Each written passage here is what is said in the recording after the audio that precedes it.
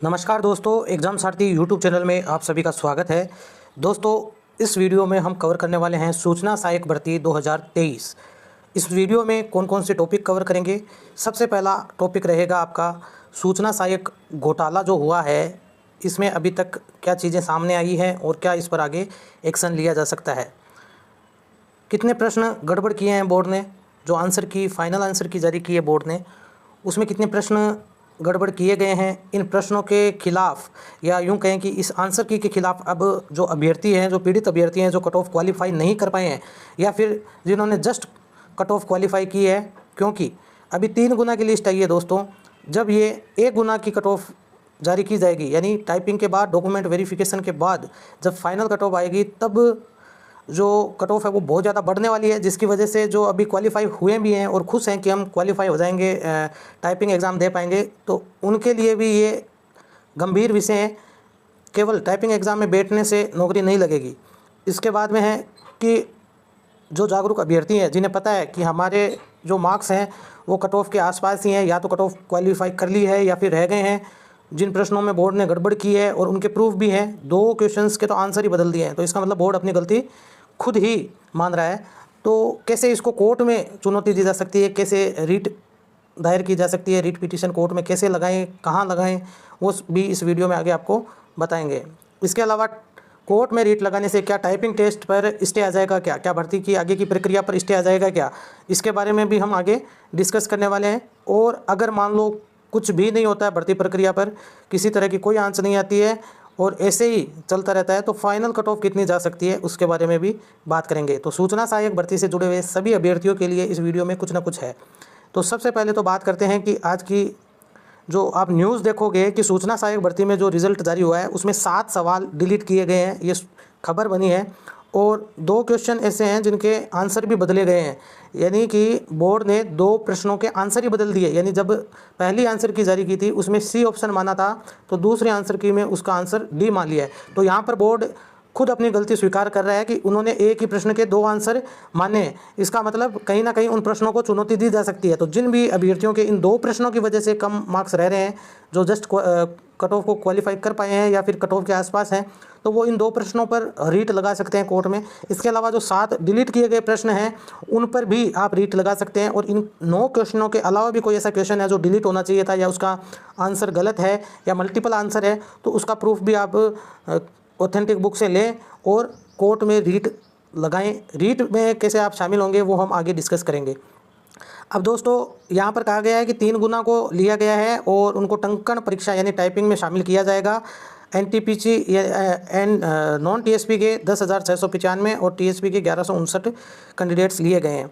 फिर typing exam होने के बाद में दोस्तों DV के लिए 1.5 गुना की कट ऑफ जारी की जाएगी। यानी टाइपिंग एग्ज़ाम के बाद जो कैंडिडेट टाइपिंग में क्वालिफाई होंगे, इसमें क्वालिफाइंग ही है टाइपिंग एग्ज़ाम, इसमें कोई मार्क्स नहीं मिलने वाले हैं टाइपिंग के, तो 1.5 गुना की कट ऑफ जारी हो जाएगी DV के लिए। फिर DV होने के बाद फाइनल जो सिलेक्शन होगा उसके लिए फाइनल कट ऑफ 1 गुना यानी जितने पद हैं उनके लिए जारी की जाएगी।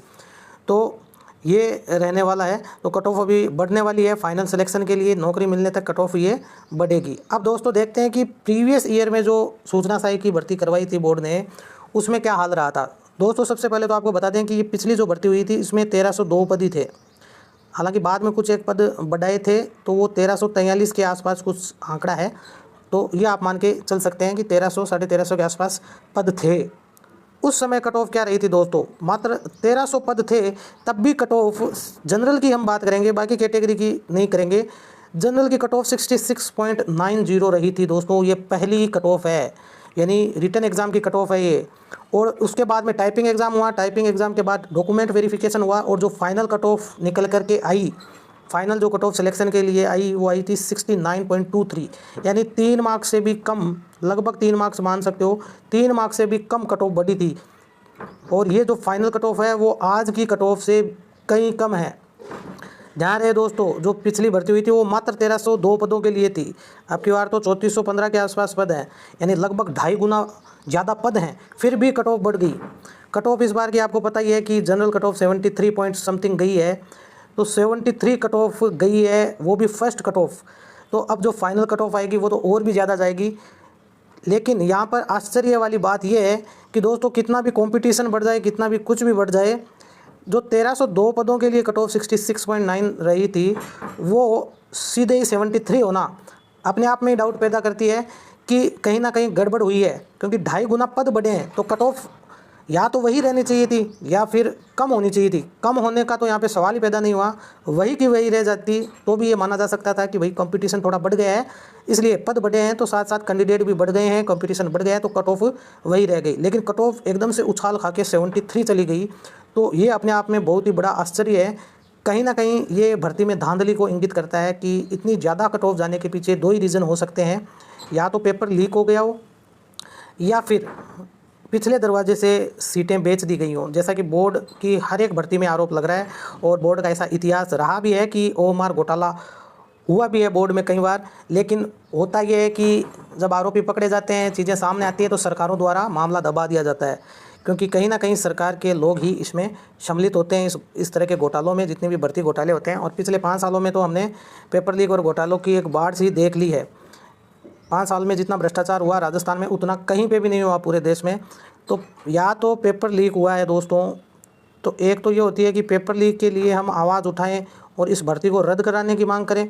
तो आप पेपर लीक के हिसाब से, जिस हिसाब से कट ऑफ बढ़ी है, तो उसका तो यही रीज़न हो सकता है कि पेपर लीक हुआ हो, इतना ज़्यादा कंपटीशन नहीं बढ़ा कि पद बढ़ने के बाद भी कट ऑफ बढ़ गई, या फिर ओएमआर बैकडोर ओएमआर घोटाला हुआ हो। तो इसकी जाँच हो, इसके पक्ष में कितने लोग हैं वो कमेंट करके बता दें, या फिर ये परीक्षा रद्द होनी चाहिए, भर्ती रद्द होनी चाहिए, दोबारा से एग्ज़ाम होना चाहिए, उसके पक्ष में कितने हैं वो भी कमेंट करके बता दो।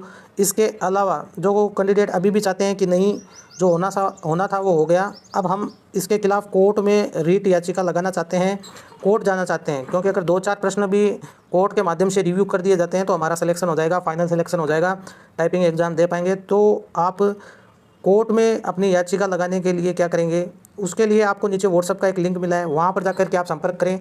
वहाँ से आपको कुछ डॉक्यूमेंट देने होंगे, जैसे कि आपका स्कोर कार्ड आ जाएगा या एडमिट कार्ड से एडमिट कार्ड आपको देना होगा। किन क्वेश्चनों पर आप याचिका लगाना चाहते हैं वो क्वेश्चन नंबर भेजने होंगे। इसके बाद आप याचिका में शामिल हो जाएंगे, कोर्ट से क्वेश्चन रिव्यू होंगे तो आपको उसका फ़ायदा मिलेगा। ये ध्यान रखें कि जो कोर्ट में याचिका लगाएगा सिर्फ उन्हीं कैंडिडेट्स का रिजल्ट रिवाइज होगा, जो घर बैठे रहेंगे किसी तरह की याचिका कोर्ट में नहीं लगाएंगे उनका रिजल्ट रिव्यू नहीं होगा। तो इस बात का आप ध्यान रखें। तो आप कमेंट करके बता दें नीचे कि आप किस पक्ष में हैं, परीक्षा दोबारा कराने के पक्ष में है या कोर्ट में याचिका लगाने के पक्ष में है। तो आप व्हाट्सएप पे नीचे डिस्क्रिप्शन में आपको व्हाट्सएप का लिंक मिलेगा, वहाँ पर जाकर के आप अपने डॉक्यूमेंट्स भेज सकते हैं, आपकी रीट लग जाएगी। इसके अलावा दोस्तों अब बात कर लेते हैं कि अगर कुछ भी नहीं हुआ, ऐसा ही चलता रहा, टाइपिंग एग्ज़ाम भी हो गया, हालांकि संभावना कम है कि टाइपिंग एग्ज़ाम हो पाएगा समय पर, क्योंकि कोर्ट में याचिका लगने के बाद सबसे पहले यही मांग की जाएगी कि या तो टाइपिंग एग्ज़ाम पर स्टे लाया जाए, भर्ती प्रक्रिया पर स्टे आए, या फिर जो कैंडिडेट्स कोर्ट में याचिका लगाएंगे उनको भी टाइपिंग एग्ज़ाम में सम्मिलित किया जाए। तो अमूमन ये होता है कि कोर्ट क्या करता है कि जैसे ही तारीख नज़दीक होती है एग्ज़ाम की, टाइपिंग एग्ज़ाम की या जो सेकेंड फेज़ की, तो जो कैंडिडेट्स कोर्ट में याचिका लगाते हैं उनको टाइपिंग में एक बार के लिए शामिल कर लिया जाता है। फिर वो क्वेश्चन वगैरह रिव्यू होते हैं एक्सपर्ट कमेटी के द्वारा, और जो भी उसका रिजल्ट आता है उसके अकॉर्डिंग आगे की प्रक्रिया में उनको शामिल कर लिया जाता है। तो ये सब कुछ रहने वाला है कि अगर आप परीक्षा रद्द कराने के पक्ष में हो तो नीचे कमेंट करके बताएं, याचिका लगानी है तो व्हाट्सएप पर आप संपर्क कर ही लें। अब बात करते हैं कि फाइनल कट ऑफ क्या रहेगी, उसके बारे में क्या आइडिया है। तो दोस्तों आपने अभी देखा था कि 2018 की भर्ती में जो पहली कट ऑफ थी वो 66.90 थी जनरल की। टाइपिंग के बाद ये लगभग 67 पॉइंट कुछ हुई थी, 1.5 गुना की जो कट ऑफ है वो 67 पॉइंट या 68 के आसपास कुछ हुई थी। फिर फाइनल जो डॉक्यूमेंट वेरिफिकेशन हुआ 1 गुना के लिए वो 69.2 हुई थी, 20। यानी आप देख सकते हो कि लगभग 2.5 से 3 तो नहीं होंगे पूरे, लेकिन 2.5 मार्क्स के आसपास फाइनल कट ऑफ में बढ़े थे। तो इसके अकॉर्डिंग अगर चलें तो इस बार की जो जनरल की कट ऑफ 73 है, तो बढ़ करके जो फाइनल कट ऑफ जो आएगी आपकी वो लगभग 75.5 होनी चाहिए जनरल की। लेकिन दोस्तों इस बार बिल्कुल भी ऐसा नहीं है। जिस हिसाब से कंपटीशन बढ़ने के नाम पर ये कट ऑफ आई गई है 73, उसी के अकॉर्डिंग इस बार जो ये फाइनल कट ऑफ रहने वाली है ये भी कोई 2-3 मार्क्स नहीं बढ़ेगी, ये बढ़ेगी तो 7-8 मार्क्स बढ़ेगी एकदम से, तो 80 के आसपास जा सकती है दोस्तों। और बड़ा स्कैम हो जाता है बड़े स्तर पर, अगर डील हो जाती है बोर्ड में बैठे अधिकारियों की, तो ये कट ऑफ अगर 85 के आसपास भी जाए फाइनल कट ऑफ, या इससे भी ज़्यादा जाए 85 प्लस जाए, तो भी कोई आश्चर्य वाली बात नहीं है, क्योंकि जब बड़े स्तर पर घोटाला होता है तो कुछ भी रिजल्ट संभव है। 85 प्लस कट ऑफ चली जाए, 90 भी चली जाए, क्योंकि जब सीटें बिकती हैं, करोड़ों रुपयों का जब लेन देन होता है, तो कुछ भी कट ऑफ बोर्ड के लिए संभव है देना। लेकिन जो अभ्यर्थी मेहनत कर रहे हैं उनको तो यही सोच के चलना है कि 73 मार्क्स आए हैं, हमें तो कुछ लेना देना नहीं है, टाइपिंग देनी है, कोर्ट वगैरह कहीं नहीं जाना, तो वो मान के चल सकते हैं कि 80 तो लगभग कट ऑफ जानी है, क्योंकि इस बार जिस हिसाब से cut off first cut off इतनी ज़्यादा गई है तो फाइनल कट ऑफ तो आगे जानी ही है जानी। बाकी जो आपकी इच्छा हो वैसे आप करें। आप स्कोर कार्ड जैसे ही आएगा तो बहुत सारे लोगों की हवा तो तभी निकल जाएगी जिनको लग रहा है कि हमारा सिलेक्शन हो चुका है, तो उनके जब मार्क्स देखेंगे तो 73 से कुछ ही ऊपर होंगे और उन्हें भी पता लग जाएगा कि टाइपिंग के बाद ही वो बाहर होने वाले हैं। फाइनल सिलेक्शन की तो बात ही मत कीजिए। बाकी जिनके 80 के आसपास हैं वो लगे रह सकते हैं अपनी तैयारी में, हो सकता है कि वो पास हो जाएं, और अगर बड़े स्तर पर सीटें बिक गई तो फिर 80 भी मार्क्स कम पड़ जाएंगे। तो दोस्तों आपको वीडियो कैसा लगा ज़रूर कमेंट में बताएं, लाइक करें, शेयर करें, चैनल को सब्सक्राइब करें। रीट वाले जो हैं वो नीचे डिस्क्रिप्शन में व्हाट्सएप का लिंक चेक कर लें। धन्यवाद।